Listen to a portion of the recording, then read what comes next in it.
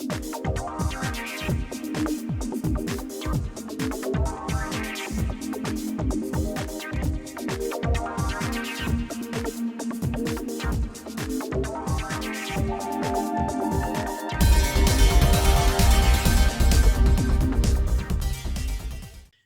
to the Vaccination Station. My name is Dave, and today I'm talking with Halley. Welcome to the show.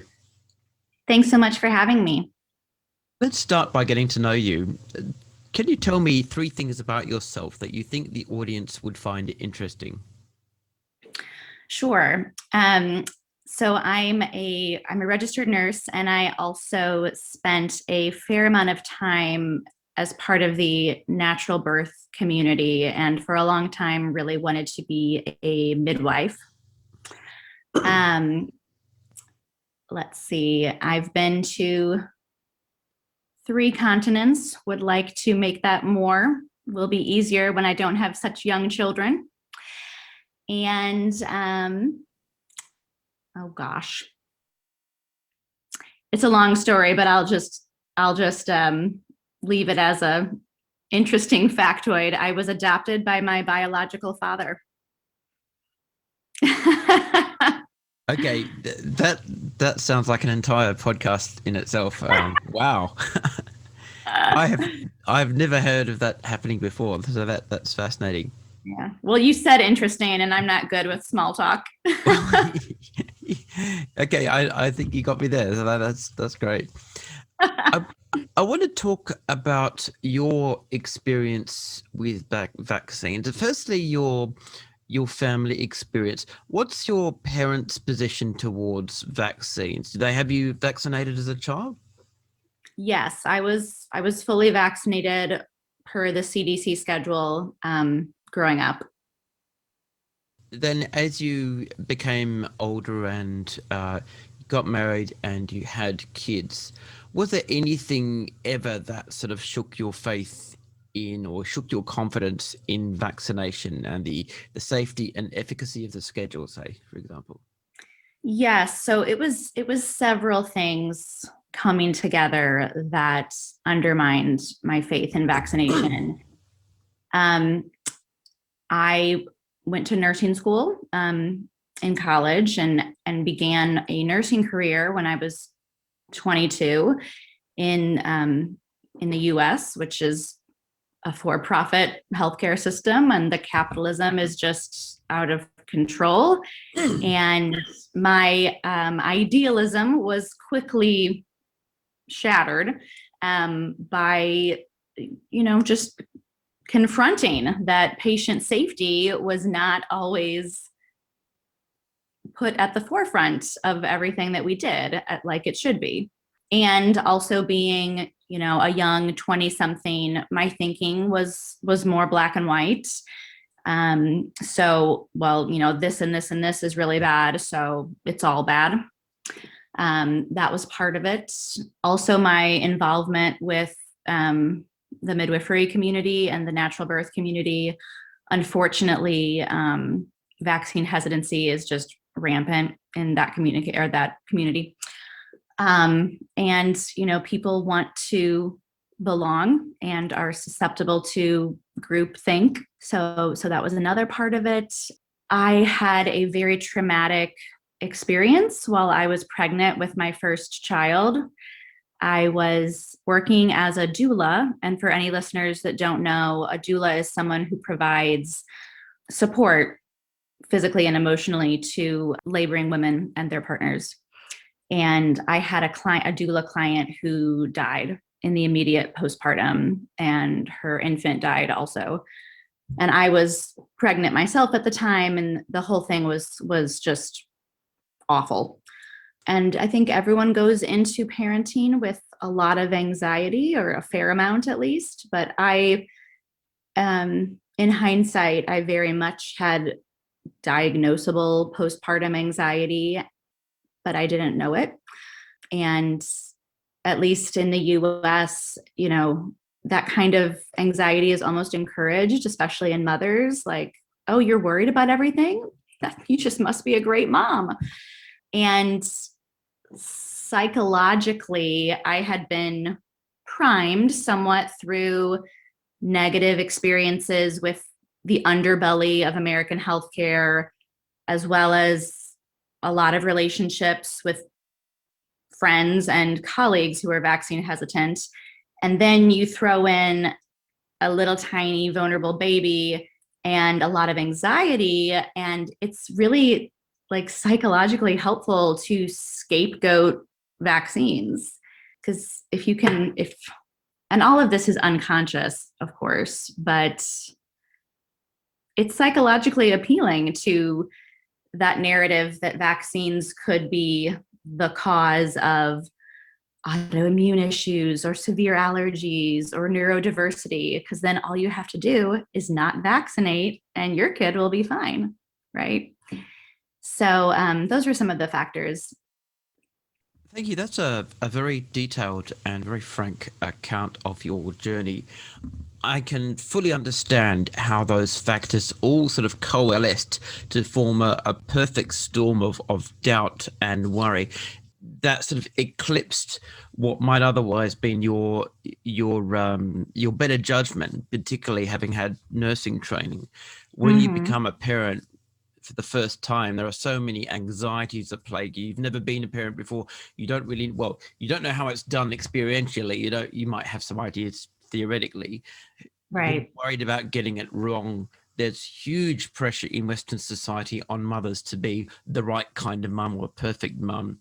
Dads get away with a lot of it for some reason. I think the stereotype of there's two main stereotypes. There's sort of the dad who works so much that he hardly sees his kids, and then there's the dad who's involved, but it's sort of a pleasant blundering klutz who doesn't really understand stuff, so mum has to do everything.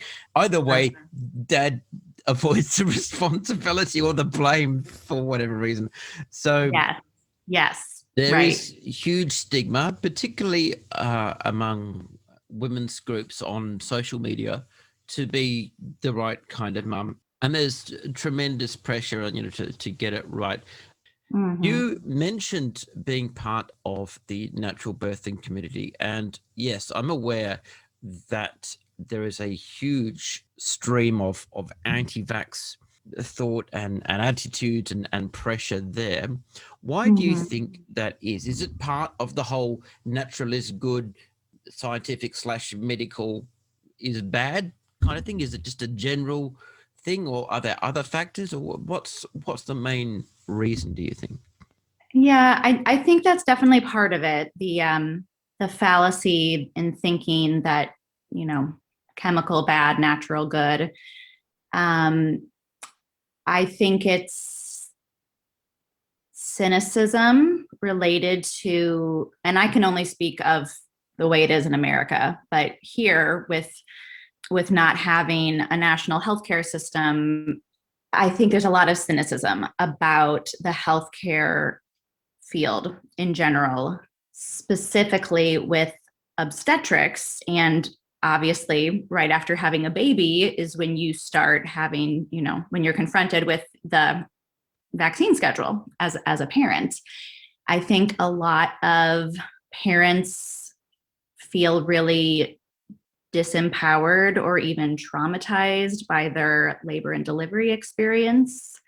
I think a lot of mothers feel that their autonomy has been compromised, and there's this sense that they're going to make it right by not letting their child's autonomy be, compromised in the way that they feel theirs was.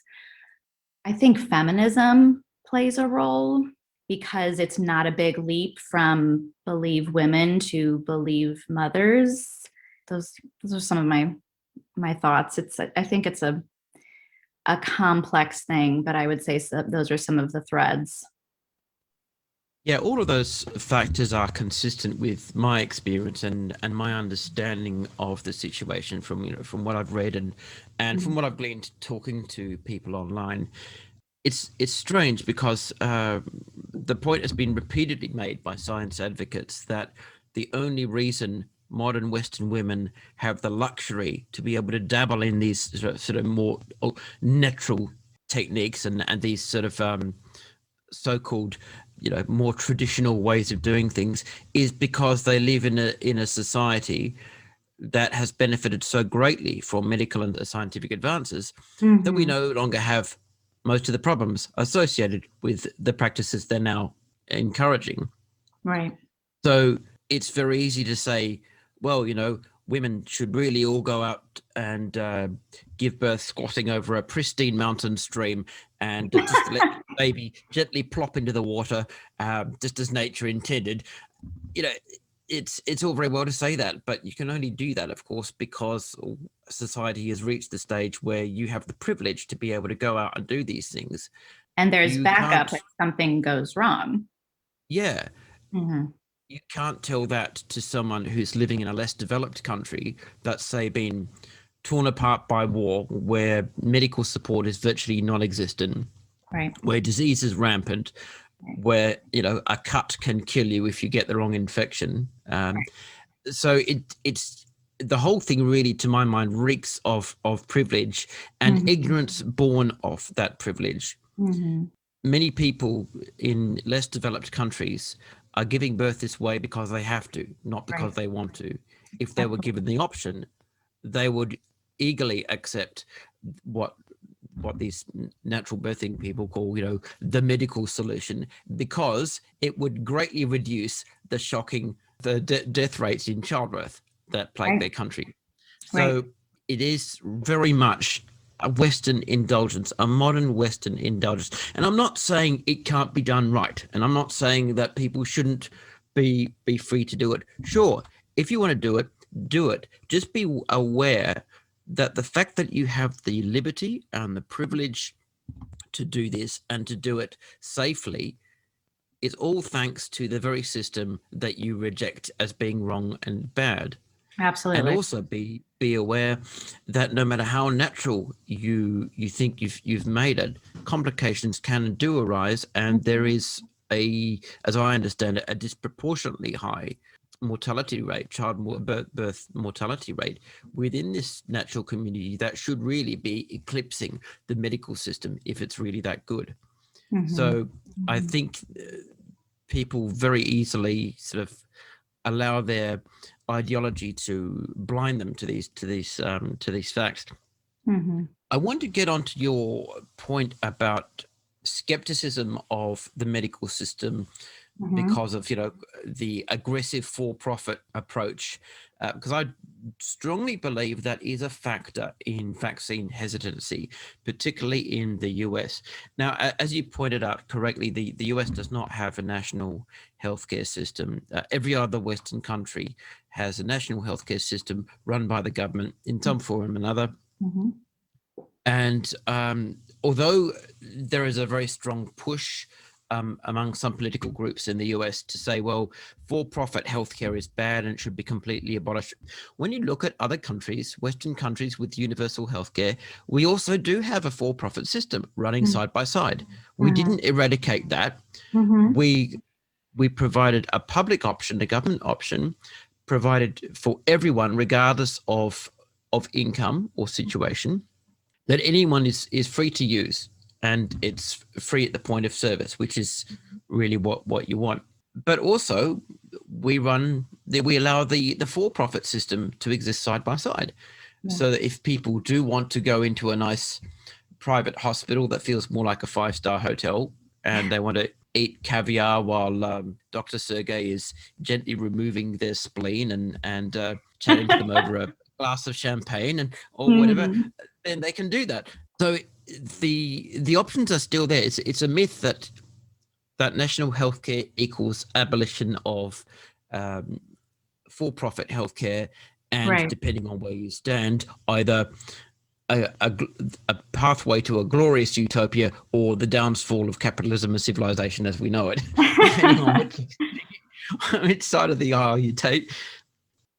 Now, getting back to vaccine hesitancy, I do believe strongly that this is a key factor, particularly in the US, because in other countries, other Western countries, vaccine hesitancy is not linked to big arguments about for-profit Mm-hmm. healthcare, or if they are, it's only in the more extreme wings of the anti-vax Right. community, because the argument simply cannot be made, because universal healthcare is available to all, either for a modest fee or free of charge. So it's just ridiculous to make that argument. I mean, in Australia, we have something called the Pharmaceutical Benefits Scheme, which is a subsidy scheme by the government whereby most pharmaceuticals available on the market are heavily subsidized by the government. And there are rules and there's the ways in which the government assesses new medications and decides to add them to the PBS list. And of course, newer medications have to wait a while, and sometimes they will be more expensive, and it is better to get them on private health insurance. But when they're finally on the PBS list, you're paying, a tiny fraction of what you would normally pay. The medication that I normally take for my conditions is just laughable. I've got 2 autoimmune diseases. I've got ankylosing spondylitis and ulcerative colitis. And the medications that I take for them cost me about, I don't know, maybe $40 a month. That's a laughable sum. And I know from going online and looking at prices in the US that it would be very different. Insulin, for example, over here is ludicrously cheap. The price of insulin in the US is just staggering. I can't get my head around it. But the Australian government goes to drug manufacturers and bargains with them for better prices, and then gets those better prices and then subsidizes them further so that they're even cheaper for Australians. So we pay a tiny fraction of what you guys pay. And I mean, this is what we pay our taxes for. This is the government doing what it's supposed to do. So again, from the Australian perspective, it's about the government doing its job, the job that we pay it for, and making healthcare accessible to everyone, because that's the other key. It's not just about the quality of healthcare, it's about accessibility of healthcare. You can have a beautiful system that's top-notch, world-class, first-rate, but if only a tiny fraction of the population can get access to it, then it's not very helpful at all, because then it simply becomes a luxury that most people can't afford. So accessibility is really the critical point, and that's why a national healthcare system, universal healthcare, really is the big factor there. So in Australia, the anti-vax community is tiny, and I really do mean tiny.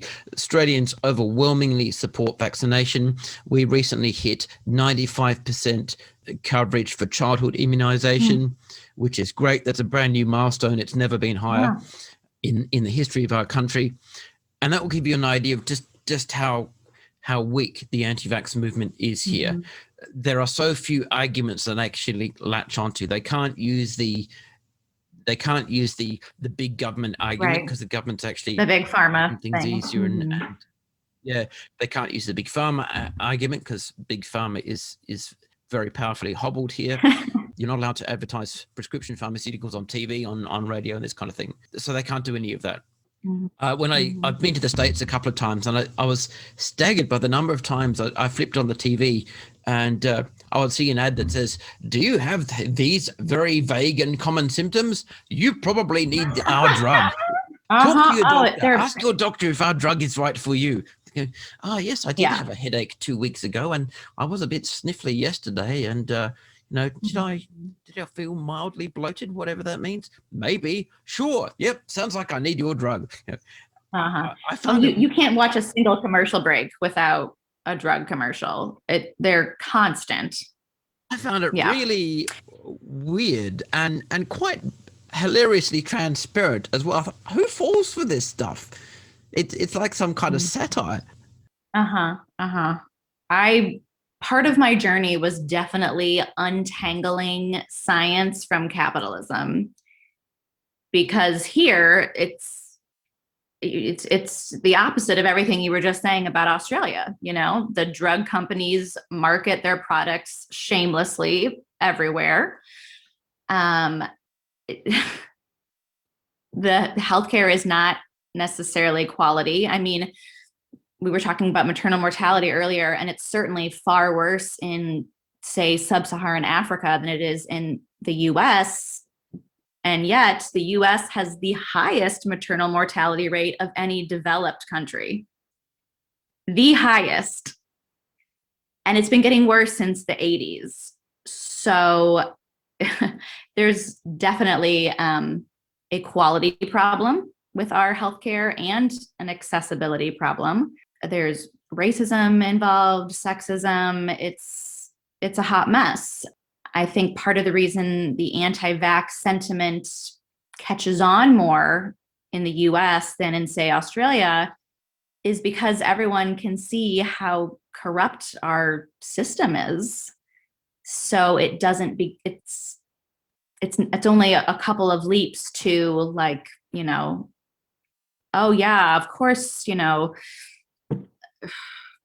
it's the government is just trying to make money off of us, and, you know, the shots make all the pharma companies all this money, and then they make more money when we have to buy the drugs for our kids that are damaged from vaccines. Yeah, I mean, it's none of that's true, of course, but the soil here is fertile to lead you down that kind of thinking. Yeah. So when you come to countries like Australia or Germany or the UK, the arguments tend to be more along the lines of the natural is good and chemical is bad kind of thing.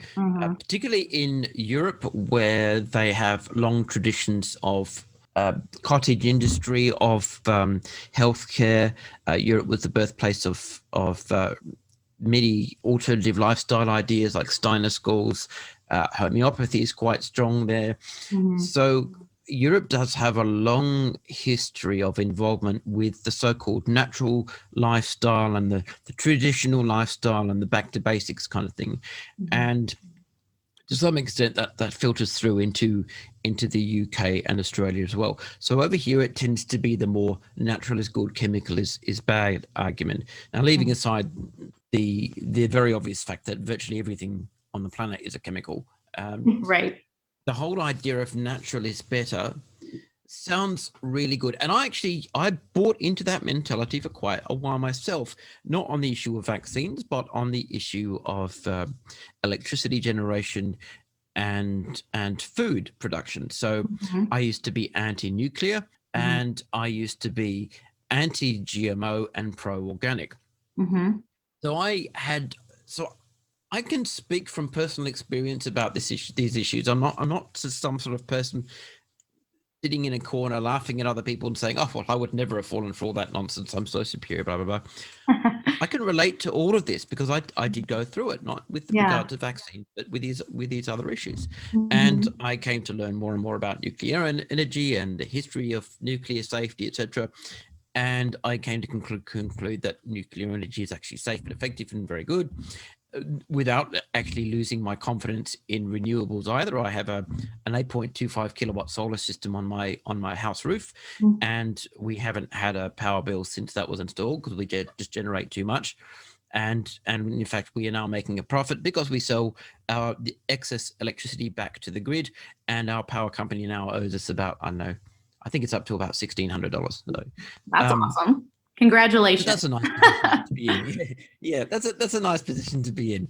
So I'm not an extremist in any way on these. And again, I used to believe that organic was good because natural is good, and the logic sounds pretty, sensible and consistent. But then the more I read about organic farming and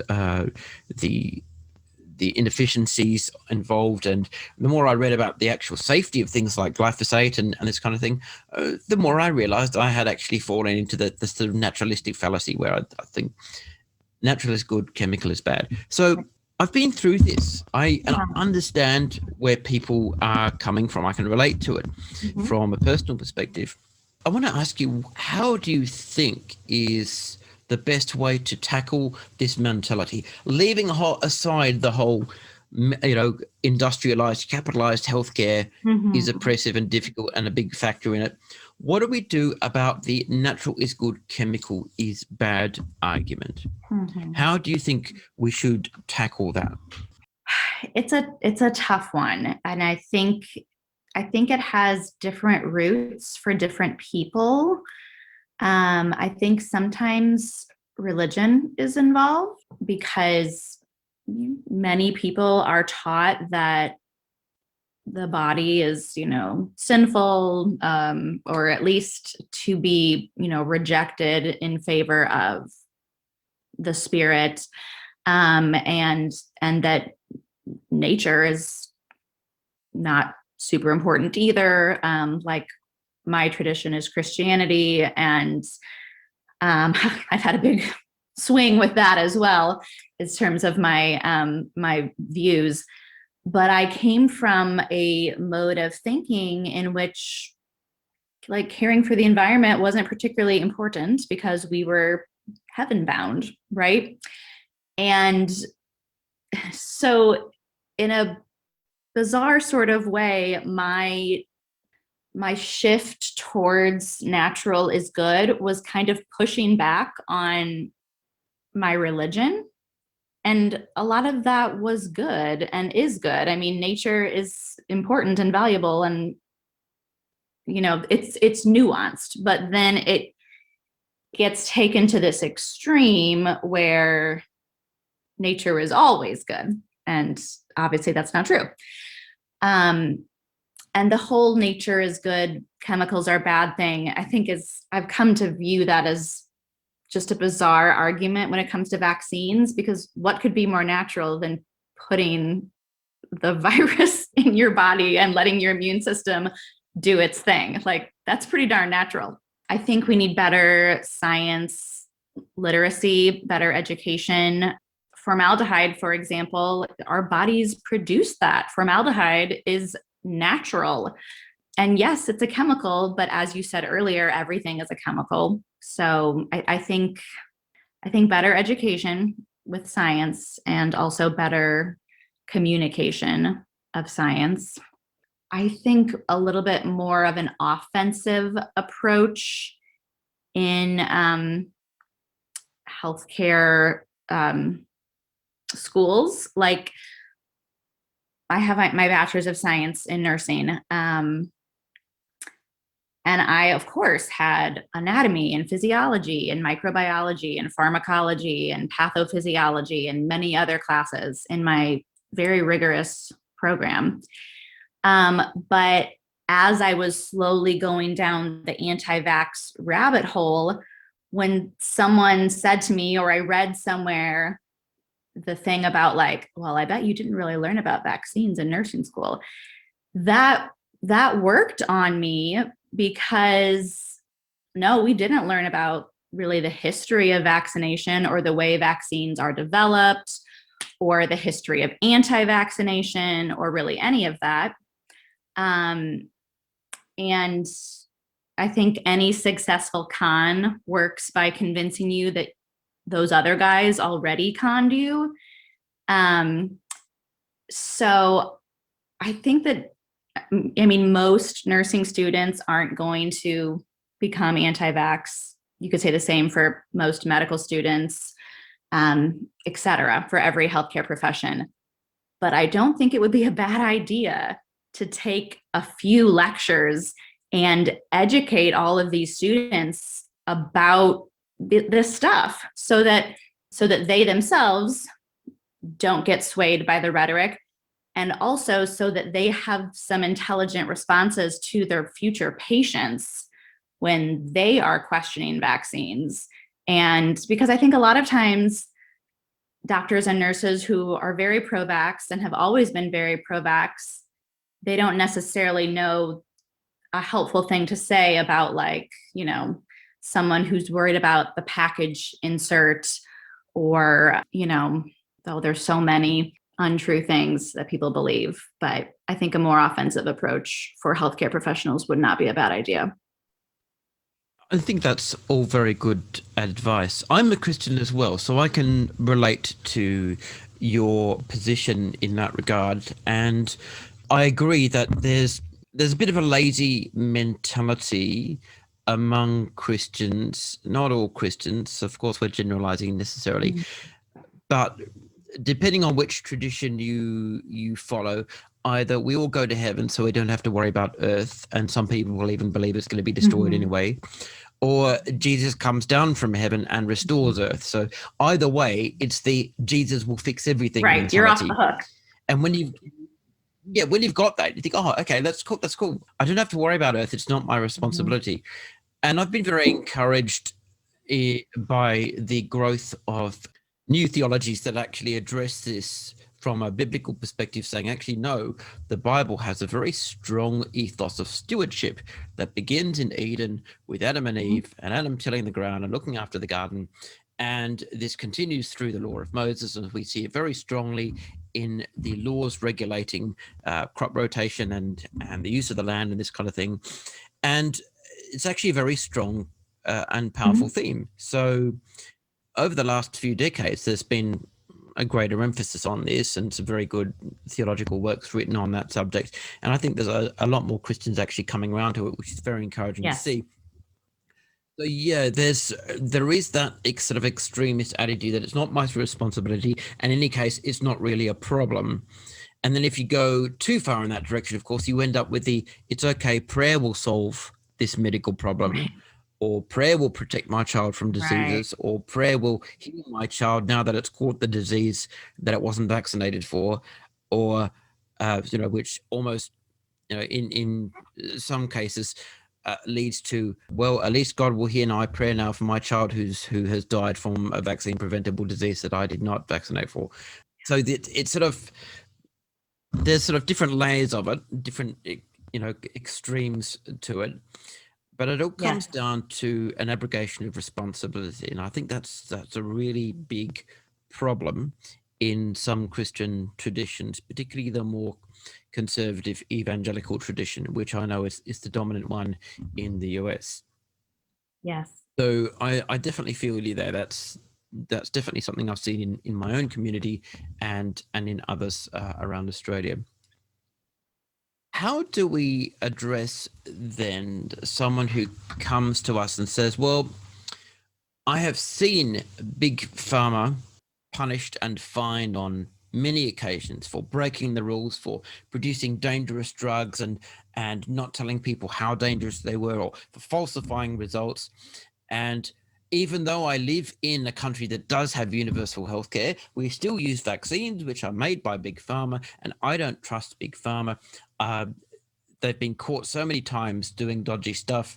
Why should I trust vaccines? Why is that trust merited? How do you prove that that trust is merited? As a registered nurse, what would you say to that person? So something that I did during my shift from, no, I'm not going to ever vaccinate my children, to we're going to get them all up to date. Something I did in my process was look at the vaccine schedules in other countries who have healthcare systems that I respect more than my own. And they're all fairly similar. There are some differences, but on the whole, they're remarkably similar. I looked at 10 or so countries, and it took more than that, but that was the beginning of all the big pharma stuff falling apart for me. Because, I mean, it's true that pharmaceutical companies have done a lot of shady stuff, which unfortunately fuels vaccine hesitancy. But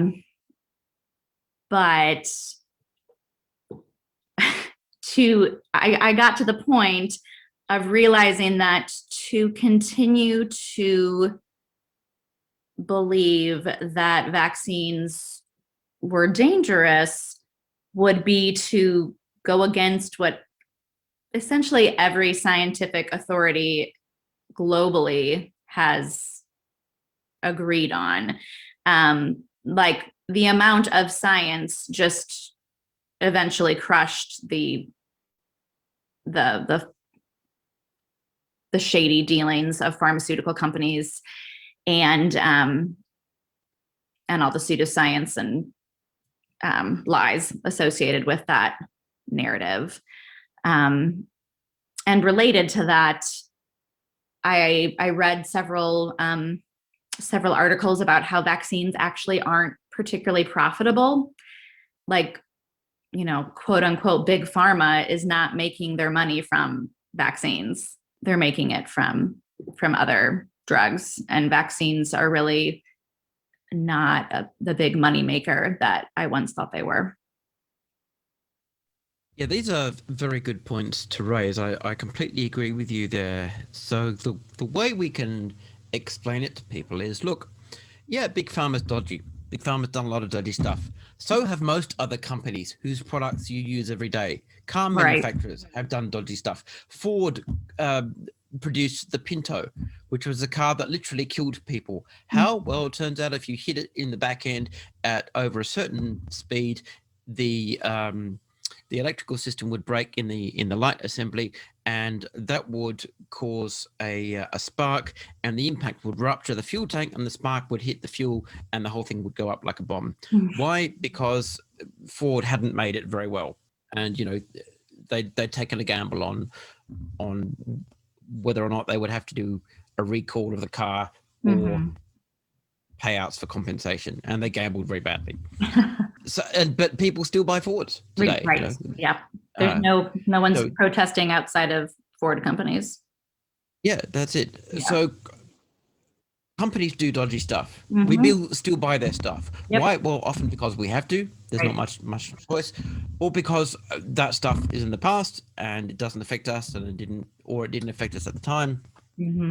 Or the products that we're buying are completely unrelated to the dodgy product, and there's no relevance or connection whatsoever. So there's that argument.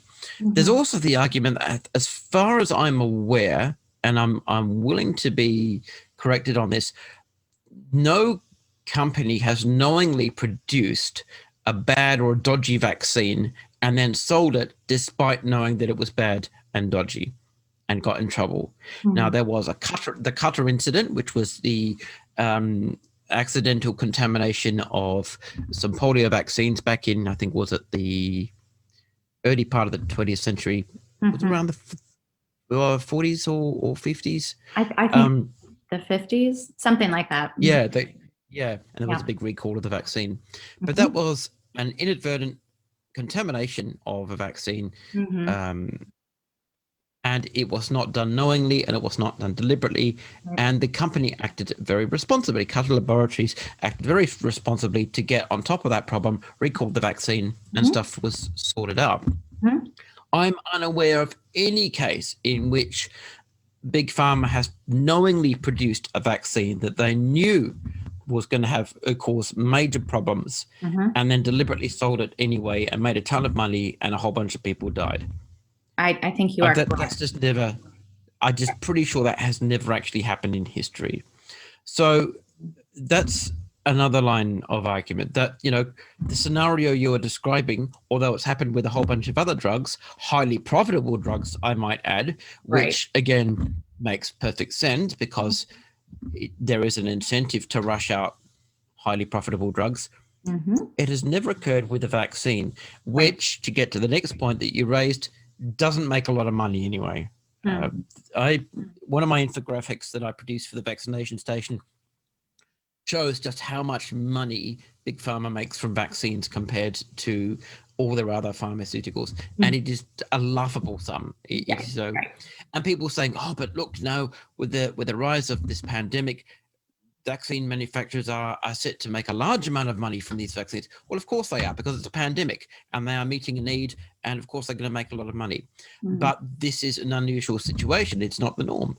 Typically, these are a very slim profit-making product, particularly when they're shipped to countries with universal healthcare, where the government buys them even cheaper, argues and bargains with the companies and buys them very, very cheaply. That's why they're able to be offered free of charge to the citizens, So it's these arguments, although they sound logically consistent, internally consistent, they start to break down because the real life examples aren't there. And there are too many other demonstrable facts that militate against these arguments and show how they don't really follow through in real life. Yeah. There's also the issue that we mentioned of, Big Pharma sometimes falsifies its studies, and big pharma says this and says that, but actually knows other stuff. And big pharma influences the vaccination schedule. As you pointed out, vaccine schedules throughout the world are very similar, particularly in the Western world, virtually identical. And vaccine schedules are changed in different countries. They are altered depending on the needs of that country.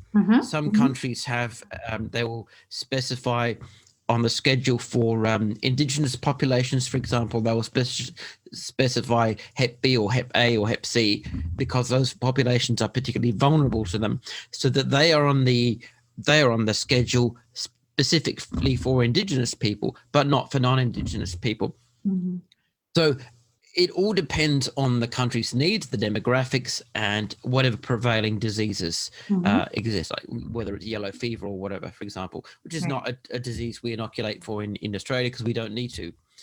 Or tuberculosis. Tuberculosis vaccine is not on the Australian schedule either because we don't need to. I have actually received a tuberculosis vaccine because when I was in primary school, a visiting teacher came over from Indonesia and she taught at our school for a term. And it later transpired that she was an asymptomatic tuberculosis carrier. So our entire grade had to get vaccinated for tuberculosis. And the TB vaccine, I don't know what it's like now, but it was pretty horrific back then. It was a needle that looked like it was at least 5 meters long. And it absolutely hurt like hell, and it left a bump on my arm and also a scar that took literally years to fade away. So that was a horrible vaccine. But my COVID shot was like the that. Vaccines,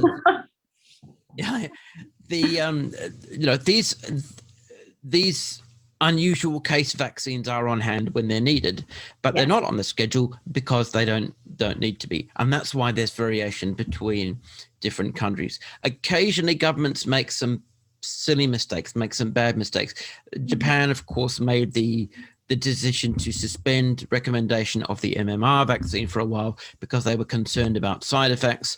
Those concerns were unfounded. They end up delivering the single-dose vaccine. So you would have to have multiple doses of a measles vaccine rather than the MMR. And they ended up with big outbreaks of measles as a result because it wasn't as effective as the MMR. So hopefully Japan's learned from that and cleaned things up and tweaked their schedule again. So occasionally governments get a little bit wrong, but overall, governments determine their vaccine schedule on the basis of local needs. They're not dictated to by big pharma. And then we get to the issue of the research and proving whether or not these vaccines are safe and effective. We don't need to rely on big pharma solely for this because there are so many independent studies out there now. Studies conducted by government-funded universities, for example, which is very common in Australia and probably also the US as it is in most of the Western world. If big pharma was lying to us about vaccines, millions of studies would be available showing that independent researchers had refuted the claims of big pharma and proved that these vaccines are neither safe nor effective. But again and again, independent studies with no ties to big pharma, no conflicting interests, have showed that these vaccines are indeed safe and effective, and they do the job that they are supposed to do. So we have a second opinion, if you like, an independent second opinion that consistently vindicates these vaccines from science professionals with no vested interests. And all of this, to me, adds up to a very robust argument in favor of vaccination. And I just cannot see how that there's any valid argument against this. The evidence is there. If you believe in evidence, if you're at heart an empiricist and you say, yes, I will believe objective, provable evidence, well, it's all there. We don't need to speculate. We don't need to take big pharma's word for it because the evidence is all there. And finally, of course, we've got the evidence of history. You look at a graveyard from the 19th century, you can see gravestones with entire families on them from 2 months old all the way up to, the parents, many of whom have died from vaccine preventable diseases. You don't see that anymore. Why? Well, vaccines. They work. Yeah. Thank you. Yeah. I think that a major obstacle for overcoming vaccine hesitancy are those vaccine injury stories that parents hear that, just really prey on your empathy. And they work. I think they're particularly effective with mothers, especially new mothers, because it's just a very vulnerable time of life. And you're just completely focused on your child and keeping them safe. And then people, I mean, sure, there's the just random stories on the internet and in the propaganda films, but also like people who don't seem extreme tell you that, their child had a terrible reaction to DTaP or MMR or varicella. And it's hard for the prefrontal cortex to overcome that sometimes, especially when that is delivered to you when you're in such a primal state of mind about protecting your child at all costs, and also knowing that if something bad happens to your child, you will be blamed for it. It's hard to fight that. It's so hard to fight that. Yeah, I can understand that because a lot of these stories purport to come from a good place. I've got your best interest in mind. I've got your child's best interest in mind. Look at what happened to my brother's second cousin's friend, who knows this guy who told him to get the vaccine. Then he had the vaccine and had terrible experience with it. Okay, that's not science. That's an anecdote. Mm-hmm. And unless you produce proof, it's an unsubstantiated anecdote. Mm-hmm. And did the doctor say that there was a reaction? Did have this reaction been confirmed? Has the doctor confirmed that this reaction was actually related to the vaccine, was caused by the vaccine? Was there a reaction at all? Did you submit a VAERS report? If so, what did it say? Okay, that's great. But a VAERS report on its own is not proof. Again, a VAERS report is an anecdote unless it's got corroborating evidence. So what anti-vaxxers love to say is, you've got to believe this story. Why do I have to believe this story? Because it's coming from someone who was either personally injured by a vaccine or someone who knows someone who was personally vaccinated. Okay, and why should I believe them? Well, they wouldn't lie, would they? A mother wouldn't lie about her daughter being injured by a vaccine, would she? And wow, that's powerful emotional blackmail. And Right. my answer to that is yes, she would. People do it all the time. Why should I believe someone's unsubstantiated anecdote about an alleged vaccine injury that you can neither demonstrate nor prove in any objective empirical way? Why should I believe that? You are using emotional leverage to try to get me to believe an unsubstantiated anecdote. I refuse to accept that. People lie about stuff all the time. People lie about stuff they don't need to lie about. And there are so many cases on the internet of anti-vaxxers being caught lying about this stuff. It is trivial to find them. And sometimes they're even called out on social media by their own friends and family. These lies exist all over the internet. They are easily exposed. They are easily debunked. So don't tell me, oh, you've got to believe this mother because a mother wouldn't lie. Yes, she would. Yes, they can. Yes, they do. Most do Or not. And she's simply wrong. Mistaken as well. She may not be lying. Yeah, Right. she may be completely mistaken. I'm perfectly willing to accept that she's responding to the situation in good faith, based on the extent of her own knowledge and her own experience. That's fine. Not everyone is lying. Some people are mistaken.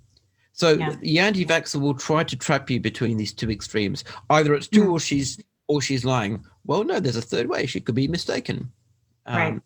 Or a doctor could also be mistaken. Sometimes doctors are mistaken about reactions, and they come back a bit later after getting a second opinion. They say, well, our specialist looked at this and said, no, it wasn't actually the vaccine. It was something else, pre-existing condition that was triggered by something your kid had picked up, a little bug your kid picked up in the playground 2 weeks earlier. And we know that because this particular germ takes a couple of weeks to manifest, and this has coincided with the vaccine, and that's all there is to do it.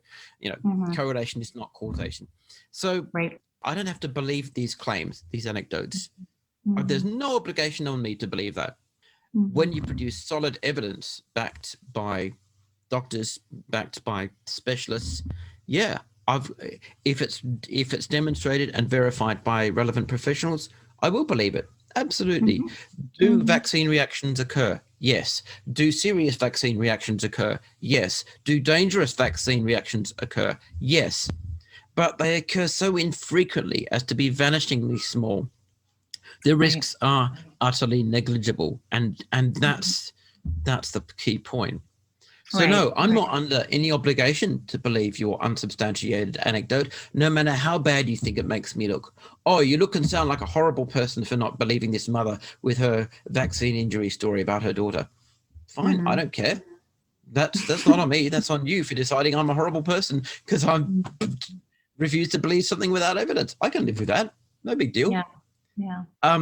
But it can take a bit of uh, emotional energy and maybe a bit of intellectual courage to take that stand and hold it in the face of Mhm. repeated bombardment by people. And I Mhm. get it a lot from anti-vaxxers, you know, Mhm. but I'm used Mhm. to it now. I'm okay. I don't care. Doesn't bother Yeah. me. Yeah. Right. Um, so at some point you have to make a decision between accepting scientific evidence or deciding that other people's opinions of you is more important. And for some Mhm. people, that's where it comes down to, whether they know it or not. The Mhm. anti-vaxxers certainly know it, which is why they pile on the emotional pressure. You're a bad Mhm. person if you don't believe this. No, I'm not. I'm just a sensible person asking for evidence, the same way as you would ask for evidence if your spouse came and told you there's a pink elephant in the garden. Right. You'll want to see it. So, what's your experience then, having come out of this sort of mindset where you veered into vaccine hesitancy? Mhm. What's your experience talking with other people now that you've come out of that? Talking to people who are still in that, has it been difficult to explain to them why you made the decision to change, and how have they responded to you?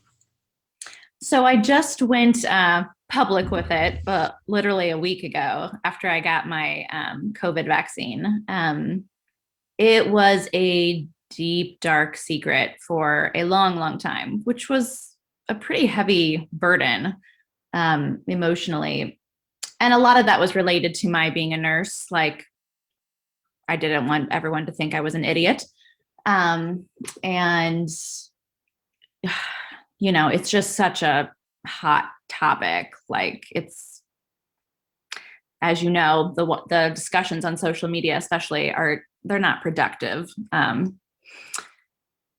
So it was very closely guarded for a very, very long time. And as I started questioning things and moving towards getting my kids all vaccinated, I did start telling small groups of people. Like, I joined a Facebook group called Crunchy Skeptics, and it's just a delightful group of people, many of whom had walked a similar path, and they were very empathetic and compassionate. So that was really great and helpful. I think one of them directed me to these essays, but there's a website you're probably familiar with, Voices for Vaccines. And there's a large set of essays there of personal stories from people who had been anti-vax and changed their mind. And that was very helpful and gave me courage to move forward. So with people who had gone through something similar, they were very empathetic and compassionate. When and the friends in real life that I've told have been empathetic and compassionate as well. Now, those are just your average people, though, who have vaccinated their kids according to the CDC schedule. So when I shared on Facebook a week ago that, I have this, yay, I got my COVID shot, and you should too. And oh, by the way, I have an anti-vax past, and I'd be happy to talk to you about it if you have any questions or hesitations. I like, considering the pandemic, I really started feeling a moral responsibility to share this personal history, because I think that I can engage with some open-minded vaccine hesitant people in a way that might move the needle for them, as opposed to, you know, the pro-vaccine memes on Facebook that are just like, they might be snarky and funny, but they're not going to actually help anybody. So anyway, I post this and received mostly very positive feedback, but you know, I got some of those the wow reaction from some anti-vax or vaccine hesitant friends or acquaintances. And some people were kind of shocked. No one has said anything like obnoxious, or, you know, I haven't been called any names, or, I mean, I don't know, perhaps I'm being talked about behind my back in anti-vax Facebook groups. I don't know. But there was some shock and some questions, and from a few people, just genuine curiosity, which I appreciated. And hopefully, you know, we'll be able to have good conversations, because I, you know, totally understand where they're coming from. So a little bit of shock, a little bit of really what people who took any issue at all, they took issue with me suggesting a COVID vaccine as a way to love one's neighbor, as Jesus taught. And they were saying that I'm implying that they are not loving their neighbors if they don't get vaccinated. So that was the biggest sticking point for the people that have engaged me so far. That's really interesting to hear about your experience. Certainly doesn't surprise me, the reactions that you've received, but it's very encouraging to hear that there were people who are willing to sit down and listen and say, okay, tell me about your experience, and I'm curious to know how you arrived at this new position. Crunchy Skeptics is a really great group. I'm pretty sure that's where we met, actually. Oh yeah, I'm in a few Facebook groups because we're both members here. Yeah. So. And I advertised the vaccination station there, and you piped up and said, "Oh, be willing to talk about my story in a little bit." So yeah, it is a terrific group. There's a nice, healthy diversity there. There's people with, you know, crunchy views that I personally disagree with, but the fact that we can all agree on essentials like vaccines is what makes the group really great. Mm-hmm. And the other stuff just tends to be minor, peripheral, non-essential stuff. So sure, you know, it's perfectly harmless. Let's have our disagreements on that and choose our own path on other stuff like this. This is great. Crunchy Skeptics, for anyone who's listening, Crunchy Skeptics is a great group to get into, because there are plenty of people from an alternative lifestyle background or alternative this and alternative that, who can very much relate to people who are more skeptical of Big Pharma or the so-called medicalized way of doing things, but are still very strongly pro-vax and pro-medicine in many other ways. So it's a good place to be if you are coming from that group, from that mindset, and you want to talk with people who still have a foot in that camp but support vaccination.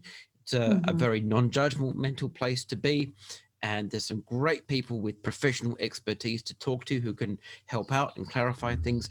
And there's some really good people who can talk to you about their personal experiences and the road that they've taken to arrive at where they are with regard to vaccines. So I definitely encourage people to join that. Yeah, really great group. It's a place where people can be nuanced and complex, which is really helpful. I think especially in parenting circles, they can be very black and white. Like, oh, well, if you're crunchy at all, then, you know, you don't vaccinate and you cloth diaper and you will, you know, breastfeed for a really long time. And if you're a mainstream parent, well, you know, obviously you're vaccinating and, you know, you're going to use a stroller. You're not going to put your baby on your back. Like, it's very like, you either do these things or you do these things. and you can't blur the lines at all. And, people just aren't like that.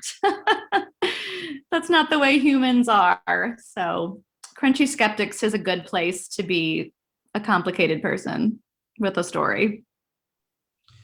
If you had to, say just one thing to a vaccine hesitant person about vaccines, one thing that you think might help to plant a seed and help them to change their perspective and see a better way, what would that one thing be? The first thing that comes to mind is that I'm not going to be scared off by any of their questions, and that it's okay to have questions. I think it was a really dangerous thing for me that I was fed this idea that, you're not allowed to question vaccines. And I question everything. That's just my nature. So, and being young and naive in some ways, that made me unnecessarily more suspicious than I should have been. I wish that there had been someone to tell me, like, you can ask any question you want, and let's talk about it. And have you seen this study? And I just found out that. So like one of the anti-vax things was, there's 3 times as many vaccines today than there was in the 80s. And oh my gosh. And, but that's not particularly helpful or important when you realize that the number of antigens in today's vaccines is way less than in the 80s because we have purer products. So just something like that, like validating questions like, yeah, that sounds scary. Like more shots in your kid's leg. Like, I get it. Like it's really anxiety producing. It can be really scary. I have a story about that. Like, can I tell you my journey? Just making them feel, hopefully erasing any sense of shame they might have about having these kinds of questions, and letting them know that all questions are okay. Let's just make sure we're going to good sources and that we're getting real information, and let's just have an open dialogue where there's no shame involved, and we just talk as people who all want the same thing for our kids, which is the best for them.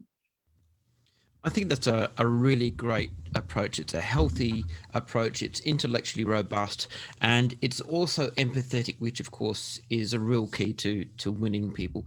You don't want to come across as being somehow intellectually superior or having achieved, a level of knowledge that these people can't aspire to, or you're somehow now better than them because you're vaccinating. Right. It's very important to also to meet people where they are, to not have too many expectations about the amount of pushback that you should expect, or the extent to which they will agree with you.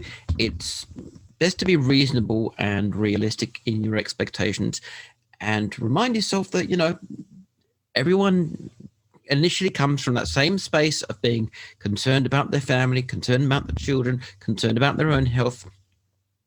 And that's what we're all striving for. That's the common goal. And it's the question of how we get there and which methods are the best and the most justified. Thank you very much for spending all this time with me, Halley. It's been an absolute pleasure talking to you. Thank you so much for having me. This was wonderful. I really appreciate it.